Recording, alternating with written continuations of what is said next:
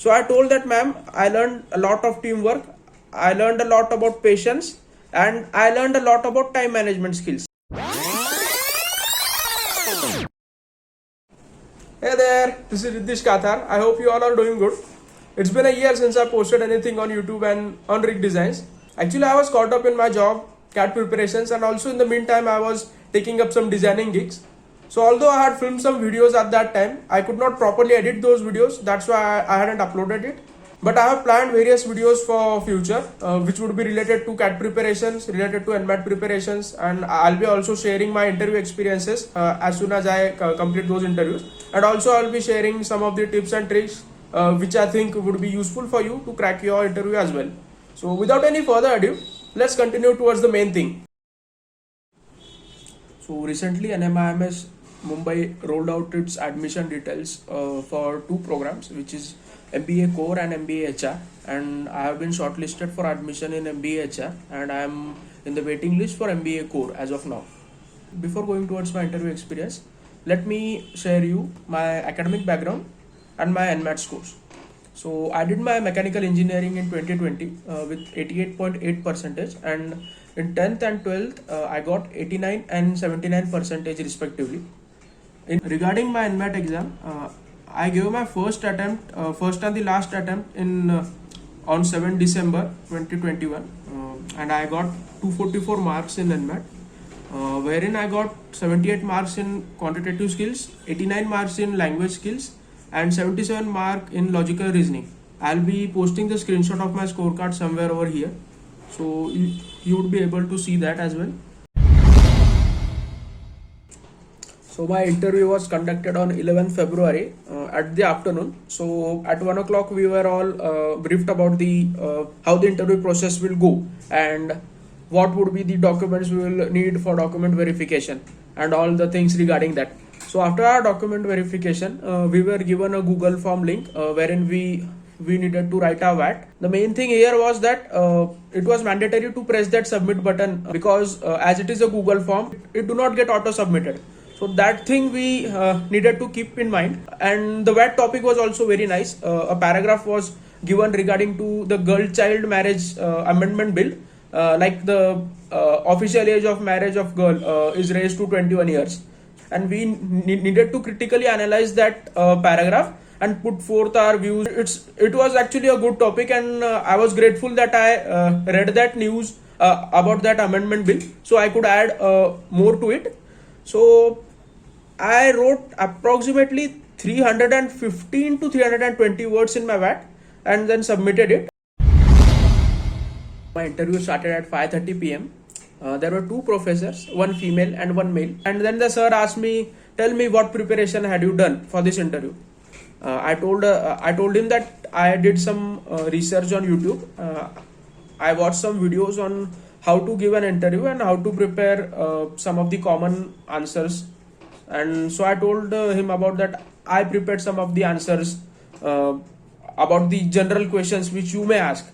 So this thing actually, by saying this, all those general questions like tell me about yourself, why MBA, were eliminated at that point only, and I wanted that thing only because I hadn't prepared those questions. That was a good thing for me. So then the actual interview begins. So the ma'am told me that okay, if you have seen these videos, tell me some of the qualities which we are looking in you. So I told her that overall personality matters, our expressions matters, and how I could convey my thoughts to you, that would also matter, ma'am. And also I told that with all these qualities, my past academic knowledge would also complement all these things. Soon a next question followed up on my this same answer, that the sir asked me that if you are a head of certain team and you need to convey your thoughts to certain team member and you need to get some work done by him, so what would be your standard of procedure to get that work done? So I answered him in words like, sir, I would firstly talk to him. I would talk to him what he wants to listen from me, and gradually I'd pitch in my ideas and get the thing done. Okay, second question. Then the ma'am asked me, tell us about your life journey in brief. Actually, I'm reading from here, that's why. Tell us your journey in brief, something what you did in your during your job and how it helped you in your life. So actually, I modified the tell me about yourself answer and added more about my work experience and also mentioned a huge project which I did in my work experience. So after that answer, the ma'am asked me about that project. Explain me that project and what were the difficulties you faced while doing that project. So I told her that ma'am, that project was analysis of a car bumper and it was on a complex software which needed 6 hours to get the results compiled.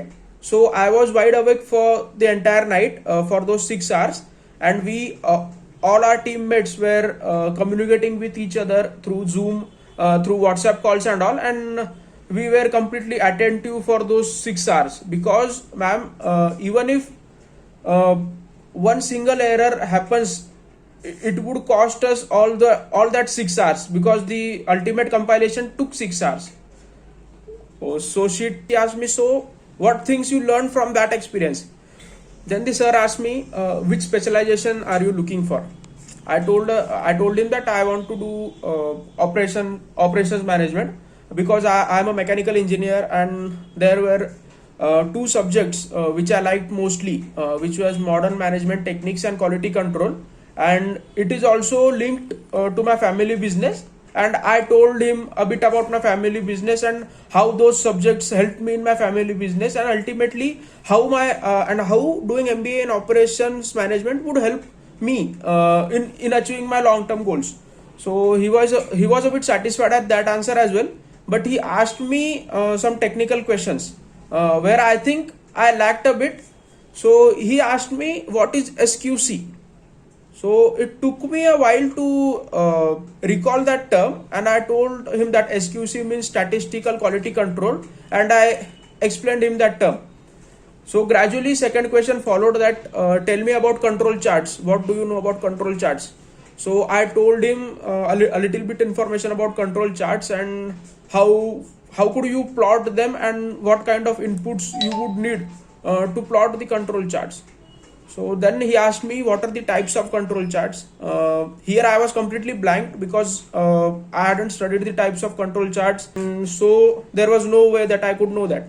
So I told him that, sir, I don't know the types of control chart, but I know that there are three parts in control charts, like the upper control limit, the lower control limit, and the mean limit. So he told me you are telling about mean control chart. So then it clicked to me that the mean limit means mean control chart. So I told him that, okay sir, so it's mean control chart, median control chart, and mode control chart. So the ma'am came in. She asked me to define mean, median, and mode, and give an example to it. I defined all this and gave an example. It was all good up till now, but then the sir gave me another input range and asked me that which method would you use to compute this input range. Actually, I told sir I would use mean. He asked me what would be its mean. So I gave the answer. I think I gave wrong answer to him. Uh, but then the previous answer that I will use mean method was itself wrong. So he explained me that you can't use mean over here. You need to use median method because the mean of that input which I gave you is larger than three values out of four. So like that he told me and I explained me everything about that. I listened to him and I told that sorry sir, I'll do more research on it. So then few more technical question followed up, like what is 6x, what is Kanban, and I nailed those questions because I did a course on Six Sigma that time. So I could answer all those three questions related to Six Sigma. After the technical part, it came the last part of the interview wherein she asked me what are your hobbies. Miss, she did not ask me directly what are your hobbies. She asked me that what other things you do apart from family business and studying. So I told her that, ma'am, I love reading books and I play badminton. So she asked me what type of books. So I told her fictional and self-help. So she again asked me, what is the need to read self-help books?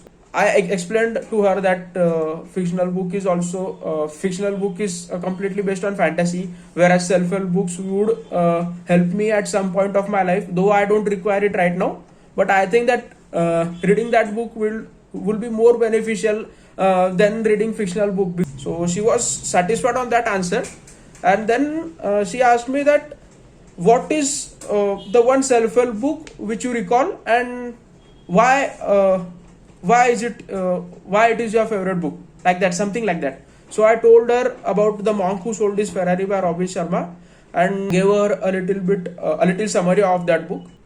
Then at last she asked me that how this book inspired you.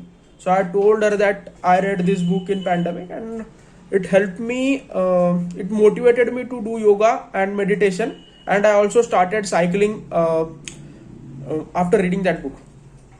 So that was the last question.